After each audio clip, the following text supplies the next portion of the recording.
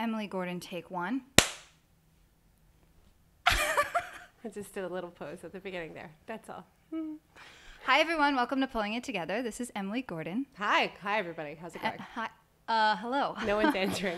Say something. This is awkward. You are a writer and a producer. Yes, absolutely. Your new show's on Comedy Central. Yeah, Wednesday nights. Wednesday night at 12:30, so technically Thursday. So it's on after at midnight. It's been a big part of our marketing push is making sure people understand it's technically Thursday. Because if you tune in at Wednesday at 12:30, you're on the wrong night. It's Tuesday. Do you know what I mean? Wait. So Tuesday night is when it turns into Wednesday. Is when the show is not airing. When the show is airing is Wednesday night when it turns into Thursday. So we have had to be like, Wednesday nights after at midnight, technically Thursday. That's been a big part. Yeah. Don't be a nerd. That's been our tagline. It's technically Thursday. Don't be a nerd. You know what we mean. All right. So The Meltdown with Jonah and Kamal. That is what it is called, yes. And you are married. I am married to Kamal, yes, absolutely. Yes. Yeah. So this is the first time you're working with your husband, but you have been running the show for 4 years, yeah? 4 years, yeah. And it has been successful. Yeah, it's been great. Yeah, since we started, we've gotten a small core audience that's kind of built over time, and now we have about, I'd say 40% of people come every week, which is awesome. And then especially now that it's on television, we get people showing up that have never. I came the other day. I was like, this is on television now. Which I'm totally good with. The people, I always feel bad for the girls, the couples who come and the girls are like in heels, like super tall heels. I try to find them chairs because I'm like, you didn't know what you were getting into. You didn't know you thought this was like a comedy club where everybody gets a seat. You didn't realize this is like, no, you're going to have to stand in the back of a comic book store. So I try to get those girls chairs because I feel bad for them. It's uncomfortable to have to stand that whole time. You mean they're dressed to be on television? No, they're just dressed up like it's a night out and I am all for night outs, but I don't know that our show necessarily is a night out kind of a show. Yeah, sometimes you'll get the store will get phone calls of like, do you guys have valet? And I'm like, oh, these are people.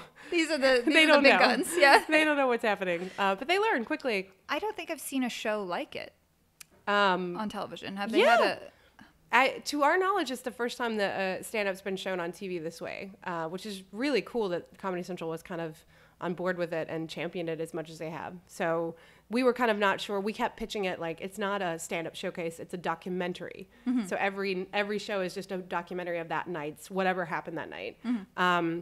Which is why you get to see on stage, you get to see backstage, which is how I get to be in the show, which is fun too. I know, we see you dancing in the background. Normally, I guess producers don't really normally, I'm not ever on stage for the show, so it's like, and it's not that the whole thing was set up around, well, I gotta get Emily on TV, but it's kind of a cool perk that you also get to see me doing my job. I think it's cool to see the backstage too, and especially as a comedian, I mean, I guess I just know that the green room is always like a good energy, and it's fun. And I feel like people try to fake it. I've seen that happen a couple times in TV shows where people are like, what a fun, cool back room, look how cool it is, and then it's all like scripted banter. Yeah.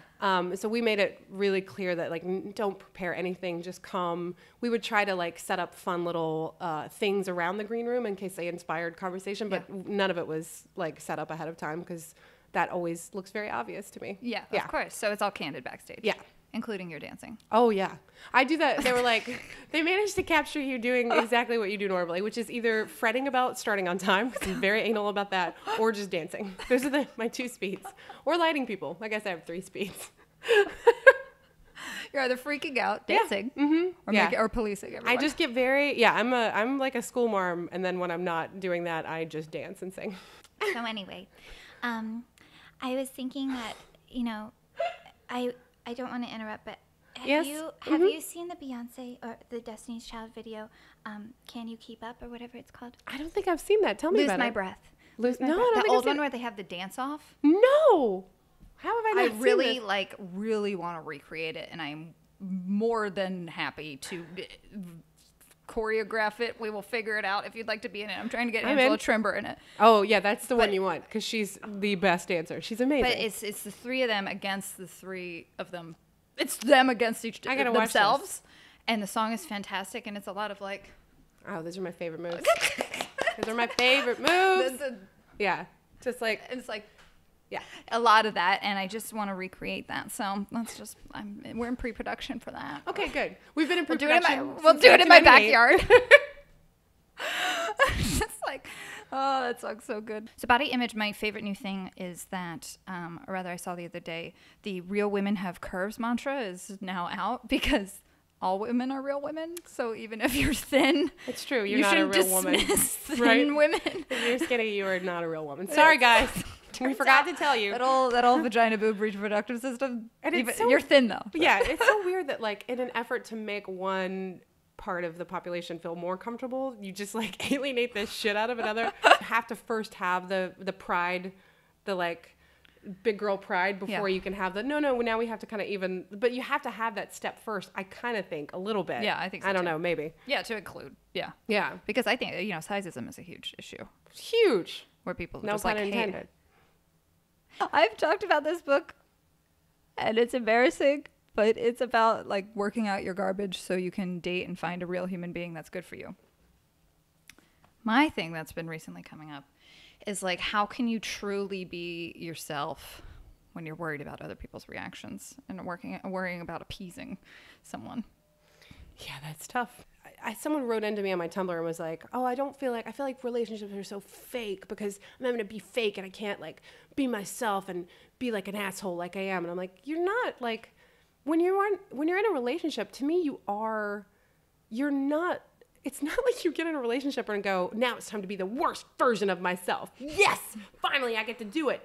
No, that's not how this works. Like you're building. How would you like it if someone did that to you and was like, oh, now that I'm dating you, let me show you all the bullshit. Let me just show it immediately. Let me get out here. And I don't know. To me, it's a balance of like kind of slowly letting down the things that you're scared that people won't like about you, and then gauging the reaction. But if to get into a relationship and immediately be like, watch me be the worst. Like, it's like, you know what else is really weird about me? I really suck because of this. Yeah, and then you wonder why people don't want to date you. Like, well, would anybody want to date someone when they immediately like, okay, here it comes? Like, that's not what a relationship is. A relationship isn't being your worst version of yourself in front of a person and making sure they can handle it. Like, what do you think you're doing? Why would anyone want it? Like, it's about... Like, be courteous. Yeah, you still have to be courteous. You can't, like, put down your walls and, like, now no. You need to, like, still be a courteous human being. Like, and you never stop being a courteous human being. That should never end. Like, that's your... Otherwise, why would the person want to be with you? It's an ongoing thing. I think there's, like, some strange notion that you, like, become one. Yeah. That's a crazy town thing, too. Yeah. And I will say, like, when my husband goes out of town, I will have, like, a day where I just eat a jar of baby corn and are, like, gross and don't shower for 2 days. But that, to me, isn't my natural self. That's me being kind of gross because I'm alone for a little bit. Like, it's... I don't know. That's not my natural state. I do eat a lot of baby corn and imitation crab meat. Those are the two things. I know. Isn't it the worst? I should just eat Asian. I should just eat like takeout because that's basically what I'm doing anyway. But I will, if I'm having like a real, like, let's get in and get weird, baby corn, imitation crab meat. I will just eat that. Baby corn.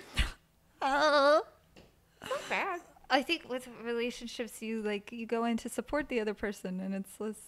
I sound like an improv coach, but it's less like, let me be my full self than like, I'm gonna be myself. It's a give and take. Yeah, it's like if you wanted to just be your worst version of yourself, just stay single. That's also an option. You don't have to be in a relationship.